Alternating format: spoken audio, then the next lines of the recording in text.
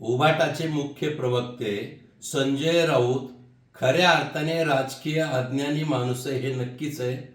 मला त्यांना हे सांगायचं आहे की नारी शक्ती बिल कुणा एका पक्षाचं आहे का? मला असं वाटतं की देशातील माता भगिनी सशक्तीकरणासाठीच हे बिल आहे. माननीय पंतप्रधान नरेंद्रजी मोदी यांच्या नेतृत्वाखाली त्यावर चर्चा सुरू आहे संसदेमध्ये.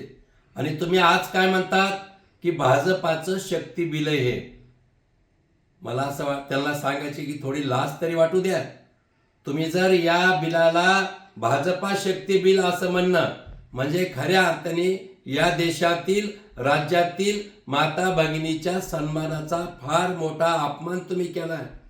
तुम्ही माफी मागायला पाहिजे महिलांची, अशा प्रकारची मी मागणी करतो.